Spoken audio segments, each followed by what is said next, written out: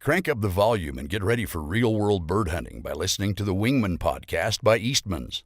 Now your host, Todd Helms. Hey guys, welcome to another episode of the Wingmen Podcast. We are out here at the Outfit in Enid, Oklahoma. The Outfit, Oklahoma. And I'm with Shane Lewellen. Shane is the owner-operator of the Outfit, Oklahoma, and we came out to chase some cranes. Which everything. Yeah, I think tomorrow we're going to maybe find some ducks geese. or geese. We have ducks and geese. So. Yeah, so you guys do everything here, right?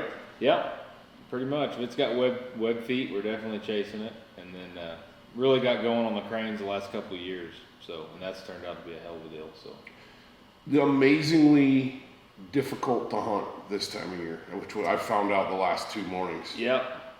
See, a lot of times there's not too many birds here. They've moved down to Texas by now.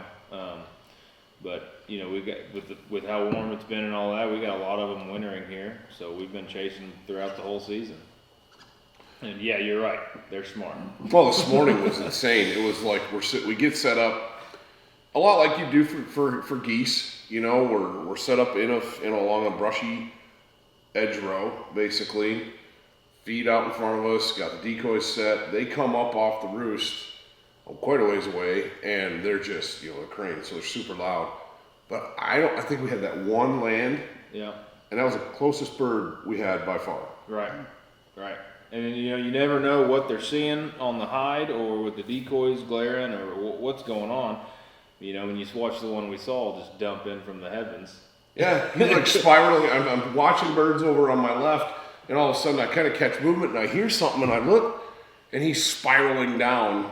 Yep. And I'm no like, hesitation at all. No, he didn't even look twice. Yep. Boop, and he's in the decoys, and I'm thinking, okay, we're going to let him land, and he'll suck in a bunch more. Right. No. Exactly. Yeah, early season, that for sure was what would have happened, you know. But something about it, I don't know what the rest were seeing that he didn't, you know, so. I was looking at them, you know, as they fly over, and their heads, or you can just see their necks on those big long necks. You know, they're just looking all over. It's crazy about a crane too. Is I've noticed they can look behind them while they fly yes, forward. Their head will turn completely of them like this, straight up, look straight behind them. Yeah, crazy bird. But we shot one yesterday. We shot 6 yesterday, and ate one of them last night, and. Holy smokes. You know, I was expecting, I cooked it the same way I would cook a goose breast or a duck breast, kind of like a steak. Yeah. And, I didn't cook it. Is it Clay? I think Clay's your cook. Oh, and he's like, I'll do it for you, because I was planning on doing it. And he just whipped it up, and I was like, that's exceptional. It literally like lean beef. Yep, exactly. I always tell people, they always ask how you want to cook it. Say, do whatever you do to a deer backstrap, is what I tell them, you know. I mean, it's, you know, get some of the blood off and trim it up a little bit. And you don't need to marinate it for multiple days like you would something else. You get after it.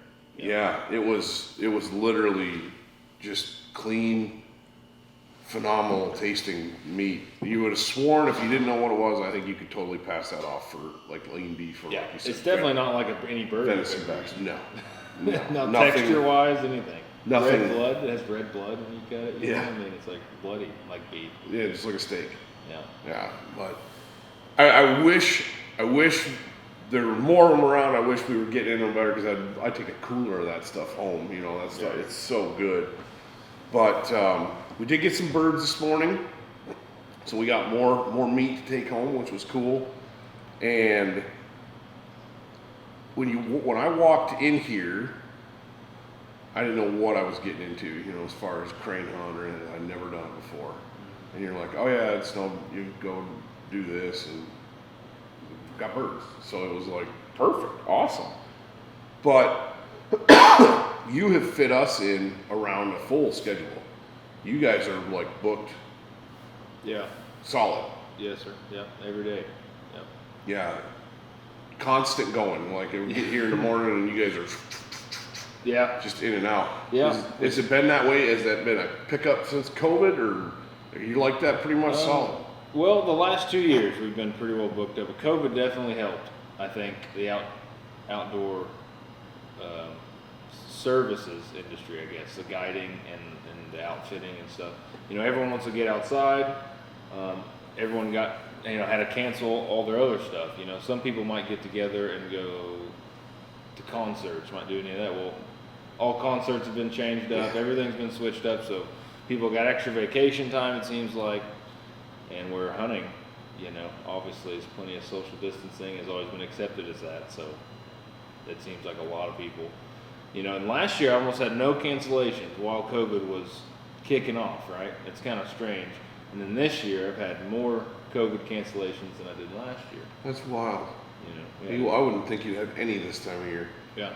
It's funny too, because I'd never been to Oklahoma before, and I'm not concerned about COVID restrictions or whatever, but it's interesting to notice how people are reacting. Yeah, we pretend like it doesn't exist at all. That's the same as Wyoming. It was literally like I'm walking around the other day and getting my license and stuff, and nobody's wearing masks, nobody's, acting any different. And I was like, this is just like Wyoming. Right. Then you go to Jackson, and it's a little different in Jackson. But whatever, it's Jackson. Yeah, that was a culture shock on that end too, is when we went to Canada this year, which we finally got to go. So you guys have the outfit in Canada. We call it the Outfit 306, which is the area code for Saskatchewan. Mm-hmm. I wanted to do Saskatchewan, but the Canadian government will not let you use a province name or the word Canada in a privately owned business. So it was the Outfit Saskatchewan, but now it's the Outfit 306. Yeah, I think it works. Oh yeah, it works fine. But I just, anyways, we went up there. You couldn't buy a cheeseburger. You couldn't go get groceries unless you went to a small town. You went to found a Walmart or a bigger grocery store. They wouldn't let you go if you didn't have a Vax card and a mask and all that. Wow. So going from Oklahoma to that was a big difference. Because we never required masks. It was never required. There was a period where it was really going where everyone wore masks. But yeah. Sure. Yeah. So. Yeah, I would imagine that would be crazy. But so you guys you probably start up there. I'm thinking September. Yeah, season starts in September. So if I'm in the very southern edge of Saskatchewan. So we're kind of the last. I'm damn near in North Dakota. And so we're kind of the last place. So I would say after more experience and over the years, we're going to go up there the middle of September to basically Halloween. Sure. And then we'll come right back here, and that's when crane season starts here. And so we'll just roll it over here. We went a few years ago when it was exceptionally cold that season, and the hunting was fantastic, like the 9th of September. Mm-hmm. This year, because it was so warm, there was almost no bird movement. You're hunting the locals and stuff all the way the last weekend of September. Before you saw. So if I would have, COVID didn't allow us to have a full booked season anyways, but we would have been hurting the first half. Okay. If we were booked up. So I think what I'm going to do from now on is September 20th to Halloween. Okay. Is when we'll try to book people, I think. So. Yeah, I wouldn't know. That sounds like a pretty good time for me, Yes. if I was going to go. So. Oh, it's unbelievable. Oh, good for you. I've heard. I've never done it. Never been up there. It seems like there's always other stuff going on in the fall that keeps you busy. But I like that you guys have options. You can say, you talk to a client and say, well, this is what we offer in Oklahoma. But if that doesn't work for you, man, we've got some exceptional hunting in Saskatchewan. Yeah. Oh, really? Right. September's free for me. I'll jump all over that. It's funny how that works, but so Harrison, the cameraman that set all this up, knows you and kind of worked with you guys a little bit. We pulled up. He's giving me directions about how to get here the other day. Sunday afternoon. We come up out here to meet everybody. We pull up to the corner, and he's like, "Oh, did I tell you that the lodge has a cemetery?" And I was like, "Oh, okay, whatever." And we're right here at the corner, next to this great big Lutheran church. And he's like, "Yeah, take a left." And I start to get on the accelerator. He's like, whoa, we're here. What? I look over, and this lodge is an old Lutheran church out in the country. Yeah, 121 years old now. Yeah. Wow. Yeah, it's pretty unique, and we were pretty fired up being able to buy it and have the opportunity to buy it. Really, it just works with the community. We were already involved in the community and hunting here, and it just popped up right next door, And I always, everyone wants to build a lodge and doesn't know how they want to do it, and the most economical way is usually to build a barn dominium. Right. And all this, and so you go through that, but it doesn't add that extra factor or the unique factor when you do that. And so, I was pencil to paper trying to figure out how to do that, and then this popped up just like a sign, right? And yeah, and it was meant to be. And the layout of the lodge is unbelievable for a hunting lodge. The layout of the church, I guess I should say, is perfect.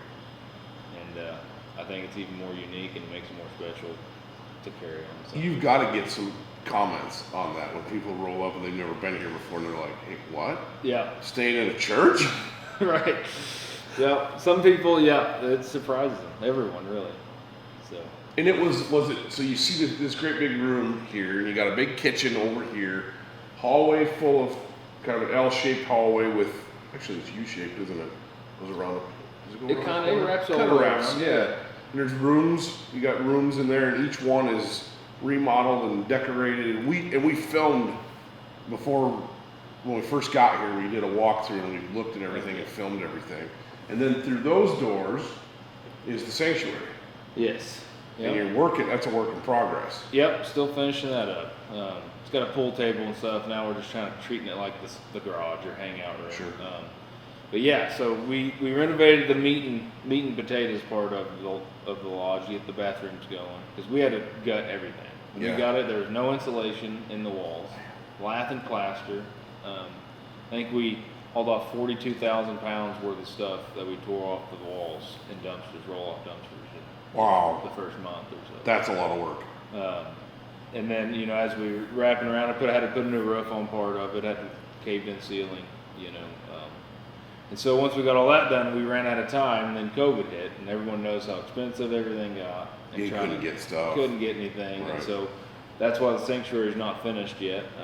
And so we're trying to figure out the layout of that, whether we want to add a bathroom or keep the beautiful stained glass windows, or how many of them we're going to keep, and things like that. But hopefully add another bathroom, another bedroom is kind of the plan, and then keep that Like as a rec room a too. rec room. Exactly, Yeah. that's a good name for it. Yeah. Rec room. I think that's a great idea. It's just such a unique piece.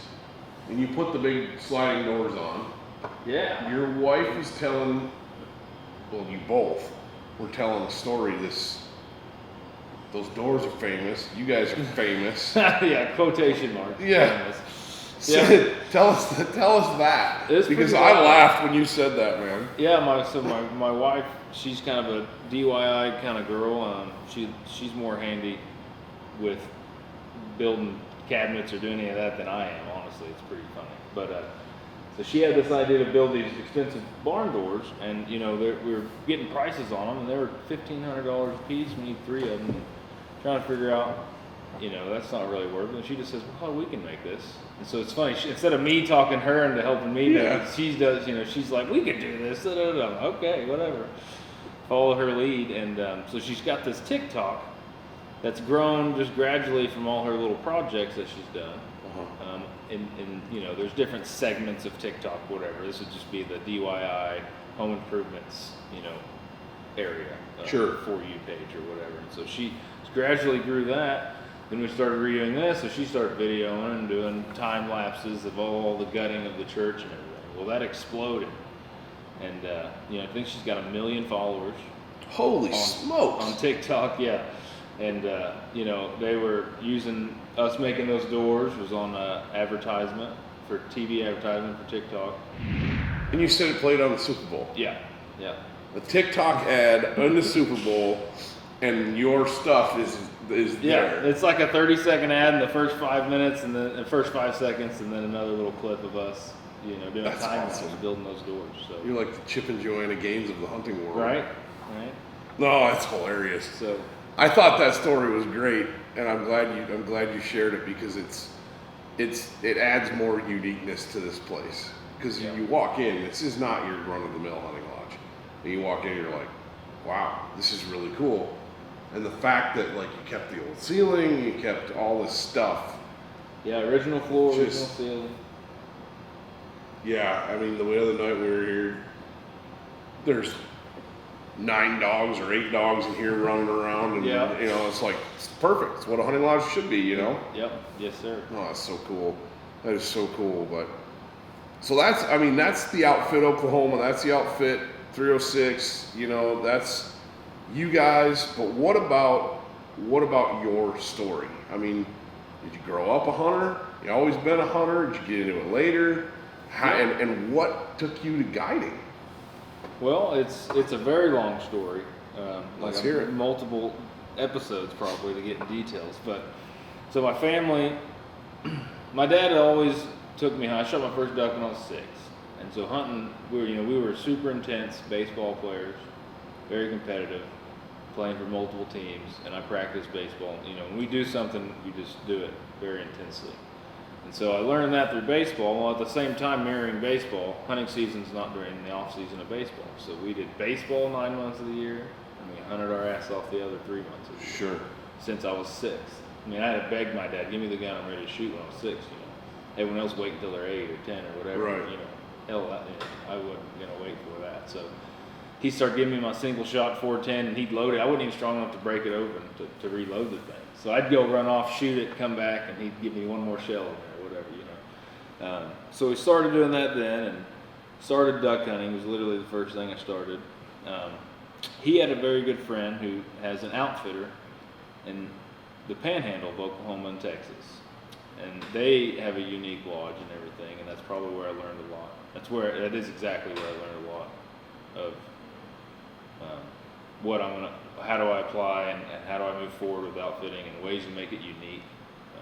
I learned, fortunately, being involved and being around an outfitter my whole life, I learned, you can either shoot the most or this and that, but you can also be the most unique and make it almost feel like your client's hunting lodge. I mean, they come back year to year anyways, ideally, right? You don't want to be hunting for new people. You want as many repeat clients as you can to let you know you're doing it right and all that. And so if you are showing you're doing improvements and you're making it unique, then you're not necessarily even competing with everyone else. Right. Because you're the only one with that. And so back to this outfitting story. So they do quail and upland hunting, and they have 30 bird dogs, have for 50 years. Wow. And my grandpa was not blood relation, but I call him my grandpa. And so that whole family started all that.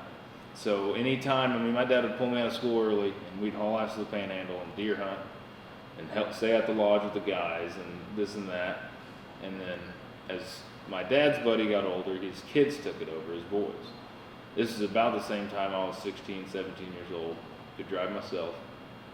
So I started driving out every weekend I could, spend the summer out there working on their farms and stuff, trying to be a part of it as much as I could, because I lived 3.5 hours away from it. Sure. And I actually went to school out there, moved out there for a year, and lived in the basement of this hunting lodge. Wow. Made the coffee in the morning, made the fires, all that stuff. My parents let me do that, which is amazing of them. That is amazing. If I think about just letting your 15-year-old move out to a hunting lodge for a year. Yeah. You're gonna go to school.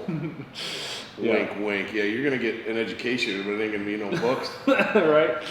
So pretty unbelievable opportunity there, and then so as soon as I turned 16, 18, I started helping the boys run. That's called the Last Buffalo. And so we did turkey, deer, and upland hunting. We hunted 100 days of the year, very intense. We run quail feeders, and taking care of 30 dogs takes an hour and a half, 2 hours every day. Oh, too. yeah. So then training dogs too, and this in between, and did that with them, and knew my whole life, I knew as a young age that this is what I wanted to do, just like every kid wants to be an NFL star too, or something, right? Sure. But then as I got older, I kind of realized that it could be a reality. So I worked from there from 18 to probably 25, 24-ish. They were having babies and downsizing and not necessarily going as hard. And so I took that opportunity to come to Enid, Oklahoma with very few people I knew connections here, and started the outfit. Wow. I took a lean against my truck to get my first goose trailer in the spread.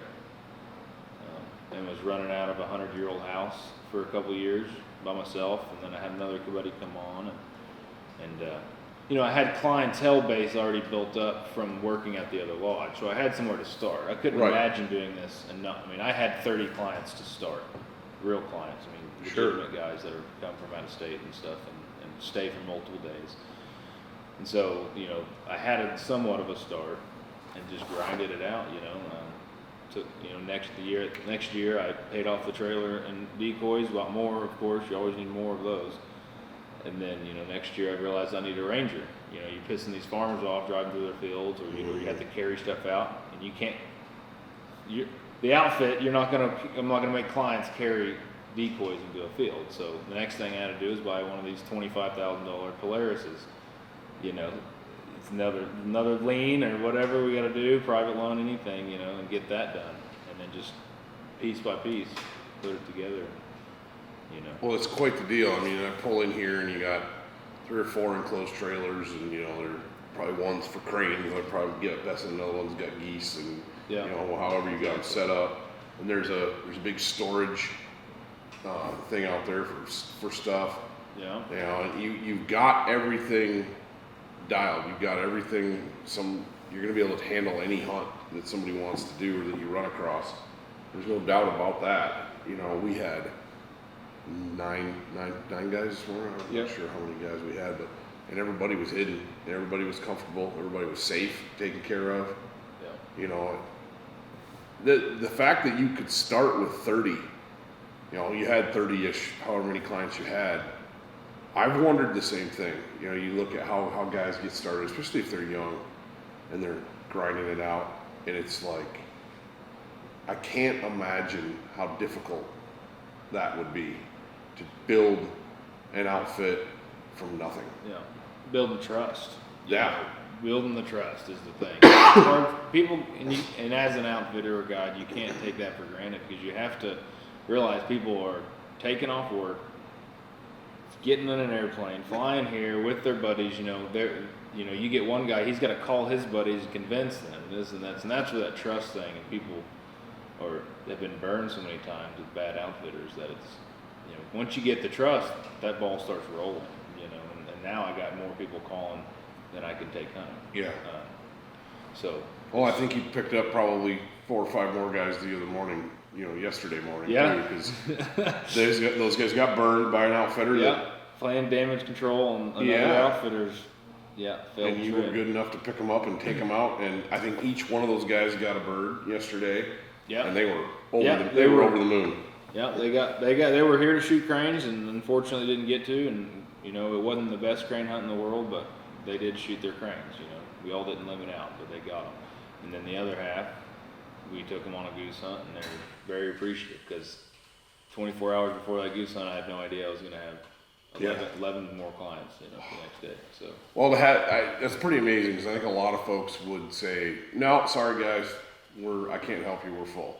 Yeah. But you went the extra mile and helped them out, and those dudes were, when the crane guys left yesterday morning, they were on cloud 9. Like, I think the vehicle floated out of the field. Perfect. Yeah, you made their vacation. That was for sure. Good. And I think that's crazy too, because I think an outfitter can make or break somebody's experience.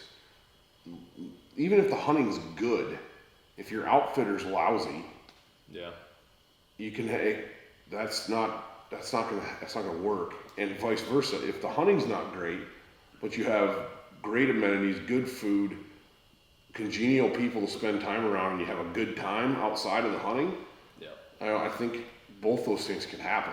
Yep.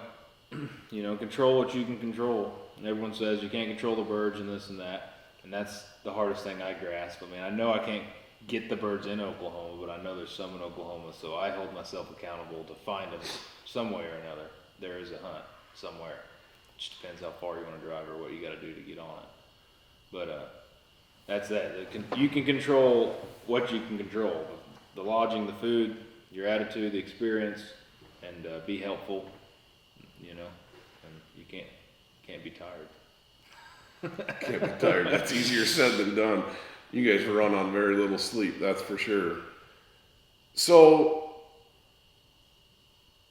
to cranes, because I mean that was the big thing when we started putting this thing together.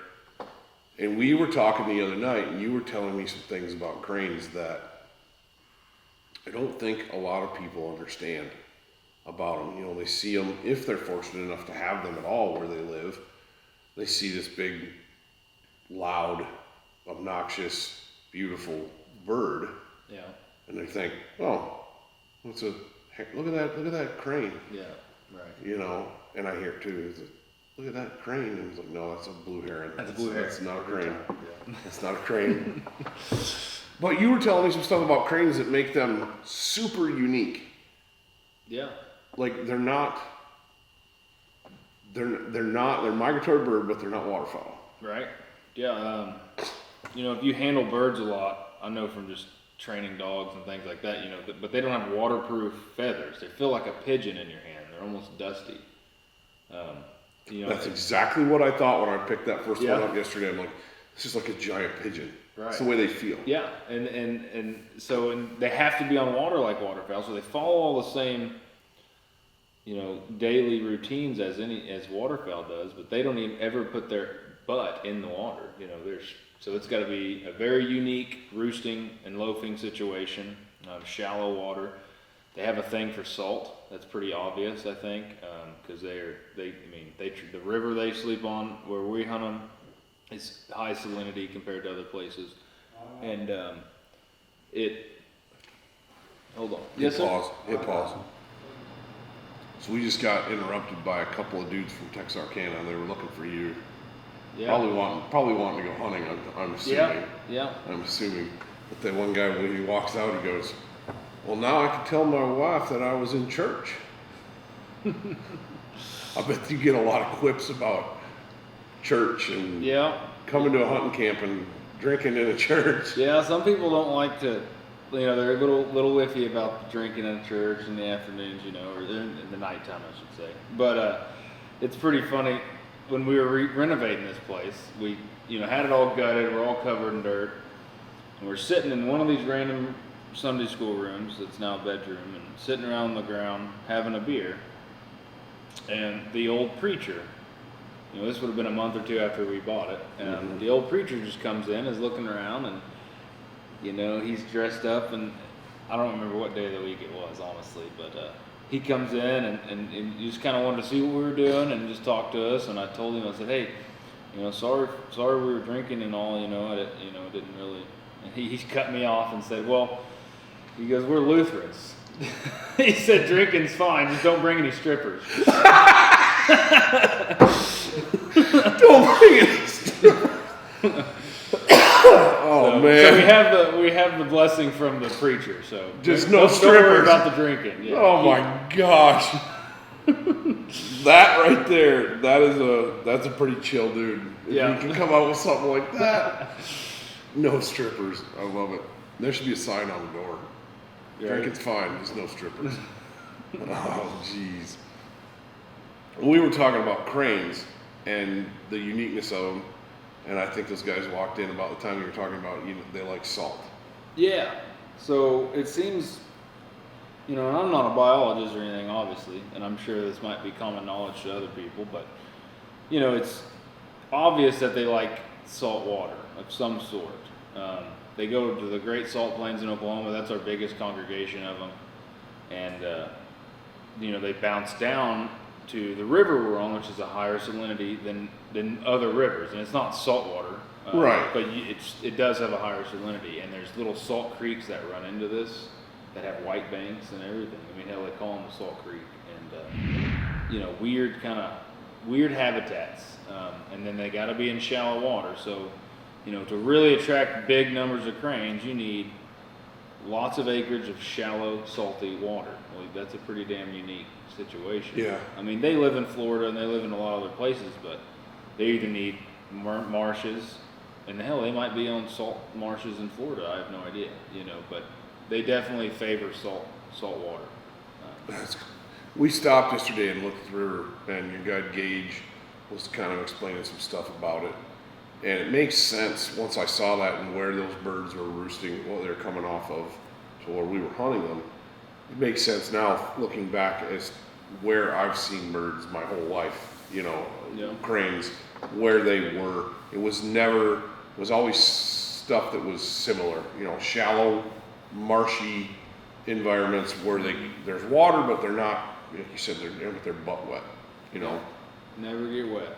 I mean, because you'll see, if you ever shoot one or get it wet in water, it's like a dove or a turkey. It turns into the ugliest damn thing you ever saw. Yep. Their feathers mats down. There's no oil in those feathers. You know, or well, I shouldn't say that there's no oil. They've got some oil, obviously, but not like a goose or a dove. Yep.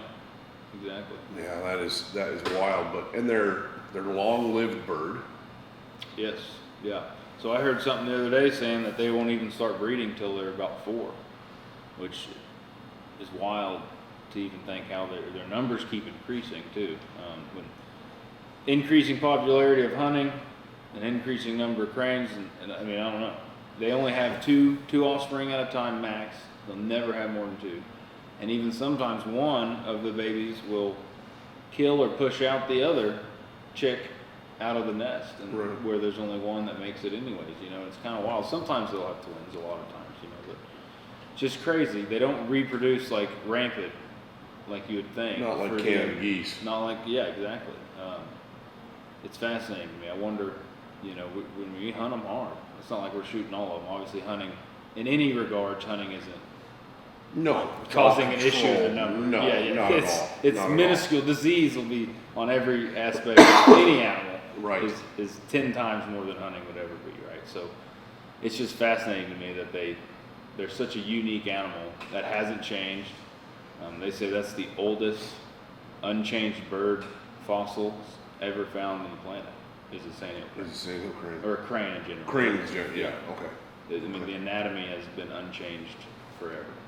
It's a pretty spectacular design. I mean, right? that bird's no joke. You know, I look at that beak, those long legs with those claws on their feet. And they use them.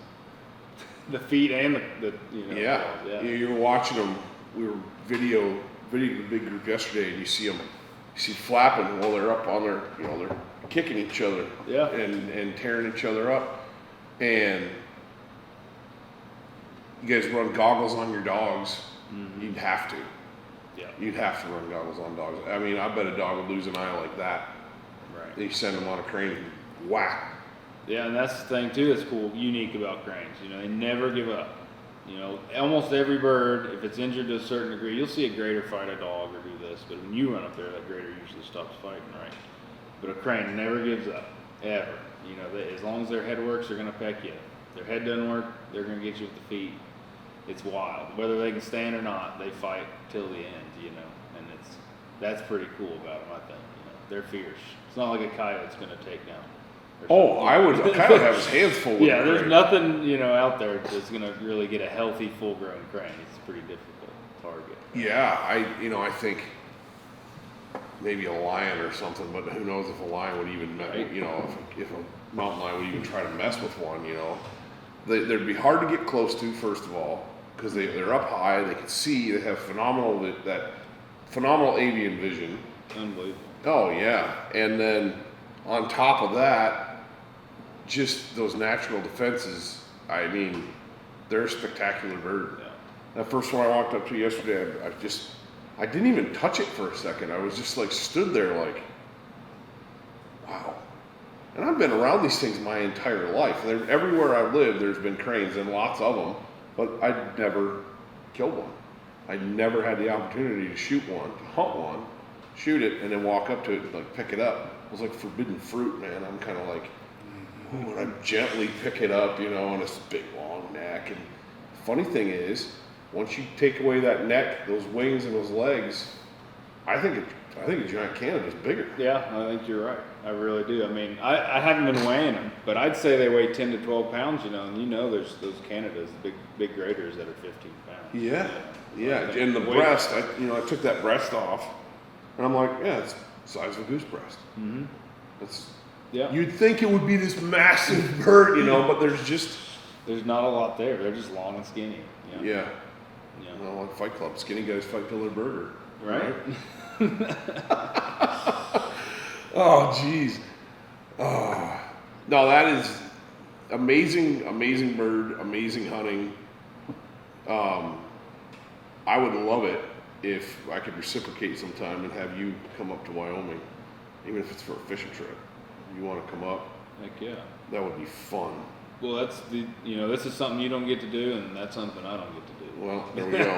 There we go. Just pack it up in the off season. But so, does the outfitting take up year-round time for you? You've got to have something else that you're kind of side hustle. Yeah. So between turkey season and with the add-on of Canada, I'll hunt, ducks. We do dove season too. So September to February 1st, roughly, and then we also do turkey season. But then the rest of the year, I'm an independent insurance adjuster. Okay. Which is, contract insurance adjuster. So in Oklahoma, we have tornado season everyone knows about, hail, storms, and all that kind of comes in a certain time period, typically. And then the winters are usually slower. So it really works out perfect. Not bad. And, have my brother fill in if I get work this time of year. My brother or someone else will fill in for me. Just, we're all independent, so you can kind of pass the work around a little. That's cool that you found something that just like fits into the hunting, right? The hunting setup. Yeah, it really is amazing. And that's another thing that I'm very grateful for, is that the opportunity to do that creates the opportunity to go harder at the outfitting thing. Sure. So I'm not fighting against my career.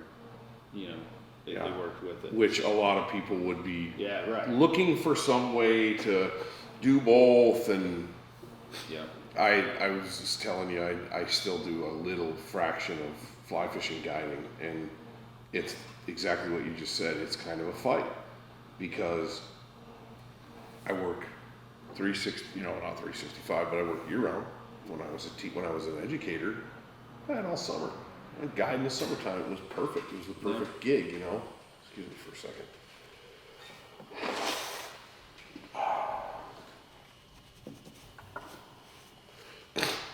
That's stupid cold. But now, it's like the outfitter will call me like, hey, can you guide these dates? And he knows that it's got to be like a Friday, Saturday, Sunday thing, or it's not going to happen. Yeah. And it's fine. It's not my primary source of income anyway, but for you to be able to fit that in, and I think that dovetails into what we were talking about with the guys yesterday. Well, man, how did you even do this? How did you start to do this? And Gage's story is fascinating. This stuff being gone on the weekends in high school when parents didn't even know where he was, and he was out selling not that kind of sales. He was out selling, hunting products for hunting companies. Yeah. And that was kind of how he got his start and figured out, this is what I love to do. I'm gonna make this work. I'm gonna make this happen. And you guys are killing it. Yeah. And that's also, having good guys, and everyone always says that, but I'm pretty anal and selective with who I try to have come help and that kind of stuff. And I don't know how to really word it, but I'm trying to get guys that want to do it for a long time and are more friends, because that helps keep the unique experience I try to provide. If you look at it like other businesses, you just need guys to come work at the end of the day, and if you look at it like a normal business, you want guys to come work for the least amount of money, and that's what you apply to a business, or what you learn to apply a business in school. But with this, you need guys that are outgoing, presentable, that aren't going to lose their head when crazy shit happens. It's not easy. You got flat tires, you got trucks breaking down, you got clients driving through people's hot fences, it's constant stuff, and lack of sleep and all the above, so you need someone with a level head and all that too. And so I try to be selective where, you have guys that are personable, that are going to create relationships with the clients, instead of making it like a Walmart style of a hunting operation, which you barely know your guy, you don't talk to them, you meet me at the gate, give me your money, here's your birds, goodbye. Right. You know, we're trying to make and it says it, you know, on my Instagram feed and whatever, you know, my little quote is, you know, we provide a personal waterfowl experience, and that's what I mean with that. It's a personal deal, relationship, friendship. It's not just a, you know, it's a Walmart style guide service. We were able to watch you guys right now. You had a crew come in last night that comes in every year. You've been here for quite a while, and they were so excited to see you guys. They jumped out of their rigs, and you guys were, you know, hey man, it's been so long, and you're giving you hugs and stuff. Yeah. That speaks volumes for the type of operation that you're running here. You know, it's not just that your guides, but the guides that you're bringing in interact that way with those clients. And I think that those clients were as excited to see some of your guides as they were to see you. Yeah, right. You know, that's perfect, right? And so do you? If somebody wants to come here and hunt,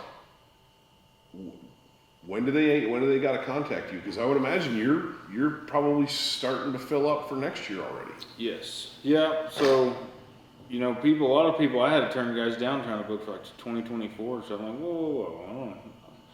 I won't have to remember that. Yeah, I got to remember that. I'm still a hunting guide. I don't think that far in the future. but you know, so right when season's over, the guys that have been coming get first pick at their dates that they've had year to year. Really, but basically as soon as season's over, I'll start booking again. So, and we're typically full by the end of June as far as the lodging goes. And I book my lodge, and then we try to run a secondary rig a lot of times, bird, you know, when the birds are available and everything. And so it's kind of what I call day hunters, maybe the local guys from Oklahoma City or Tulsa that are just driving up for the morning. Sure. So we have the lodge crew, which will be taken care of, and you know, ideally they're doing their thing, and then if we have another rig taking out day hunters or guys staying in hotels, and try to keep it separated. I forgot the point I was going to make with that. What was the question? It was just about booking, you know, when guys should be looking to book. So the lodge will be full with the meals and everything midsummer, and then, you know, all the way up until the start of season, end of summer, that secondary rig will be full by then. So it just kind of depends what you're after. Yeah, so do it now. Yep. If this is something you're interested in, do it now. Because get with your boys and get them convinced, pick some dates, and let me know. I would totally come here. And in fact, I was talking to my dad last night on the phone. He's never killed crane either. And he's like, what do you think? And I said, well, it could come here, but it need to be probably November to be, you know, peak crane hunting. Yeah. And I said, what we've done the last couple of days has been fun, but it's tough. You know, it's tough. And you laying there this morning watching those birds just, you know, and they're not even really looking. They're looking, but yeah. Well, I could tell. It wasn't like we had birds set up, come gliding in, and then flare. Exactly. They were just. At this time of the season, I tell everyone, I swear them damn cranes know it's a decoy. They aren't seeing the hide at this point. They are coming over the field, and they're just like, those are decoys. I mean, I can't think of anything else because they aren't flaring hard. They just stay 200 yards above the decoys.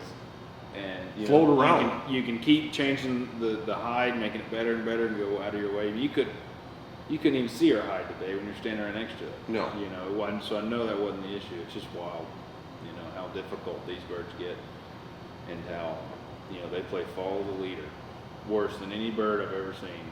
If there's a bird within a mile landing, like a set of cranes, you know, every crane in the air will go there. Like they just. But you know, if you can catch them this time of year where you get a lone flock and they aren't watching others land, that's the ones you can get to play. But other than that, they are just following each other. And then, you know, if you shoot into some at the front of that line, they're going to go to the field next year or 2 fields over, and then half your hunt's going to follow every other Yeah, and that it's crazy. We had birds do that to us yesterday. That we did have one set that I thought, oh, this is going to be good. There was probably 30 birds, maybe 40 birds, and they were low. I mean, low and just gliding. Mm-hmm. And they're coming right at us, and I thought, oh, here we go. We're going to crush them. And 150 yards out, they flared hard. And I'm sure they probably saw us. Our hide was really, we did the best we could yesterday, but no wind, high sun. Right. It was hard. Yeah, it and y'all were looking into the sun too. Yeah, just the kind of the way we had to set it up. But anyway, it was super cool. But oh man, well, I have the final question that I have, and I try to remember to ask everybody, so I don't always remember. If you could only hunt one bird one way the rest of your life, what's it going to be? Well, I would definitely probably say ducks. And I say ducks as in, I don't really care if it's a mallard. Mallard, pintail, widgeon are all in the same category to me. I love all 3 of those birds the most. But those in our managed wetland, shallow water, not even sheet water, I like 16-inch deep water. Sure. Skinny water, whatever you want to call it, flooded. And we do a little wetland where we flood millet or something, and so knowing we manage the land and then shooting these piles of puddle ducks on that small water, whether we shoot 12 of them or 40 of them, Right. I love that. But I'm starting here being in Enid in northern Oklahoma. I'm starting to really get a thing for the lesser geese. It's extremely rewarding to land these lesser geese and really pile them up with guys and watch them work and all that. It's a special deal when it works out. I hope we can see that tomorrow. Yeah. That's something that I've always wanted. Another thing I've always wanted to do it, and I've shot lots of lesser geese, but it's pairs and they're mixed in with honkers, or it's not like this. We're driving around scouting last night with Gage, and he's like, "Oh, there's a bunch of geese," and I'm looking on the horizon. Of course, I'm used to looking for like a line of geese, and there's this wisp of smoke on the horizon that's like undulating, and I went, "Those are geese?" Yeah. He's like, "Yeah, dude, those are geese." Hell yeah. Put the hammer down, and we drove over there and got underneath them and got it underneath them and watched them spin down into this field. And I'm like, I would kill to be under that spin right now. Yeah. That would be phenomenal. It's really special. I love it. I mean, it's, National Geographic level. Same thing as a duck tornado or whatever. Right. Too, but these geese, you just can't even hear yourself think, and they're just dumping in there. And, yeah, love it. Well, geese are loud. When ducks do it, they're not. Right. They're quacking, they're kind of doing their thing, but they're not loud. Ducks aren't loud. You just hear the wings. In your face, loud. Yeah, and geese are just another level. Yeah, and we have, probably I haven't heard of any higher. We have the most liberal goose limit in the nation that I've ever heard of. You shoot 8 of them? 8 Canadas plus 2 specks, so 10 dark geese. Wow. Yeah. Pretty wild. So a lot of people roll in the specs with their darts, whatever. Right. Yeah. So. And you see a lot of specs? Yeah, I don't know about a lot, but they're usually mixed in. If you have an average goose hunt, whatever good goose hunt, you shoot 40 geese, 45 geese, 5 of them will be specs, 4 of them will be snows, and the rest are lesser Canadas. Well, let's go do it tomorrow. That's going to be awesome. But dude, thank you for having us again. Thank you for taking the time to sit down with us. And if you guys are looking for a place to hunt cranes, ducks, geese, you need to look at the Outfit Oklahoma. Come out here, drink in the church, just don't bring the strippers. That's right.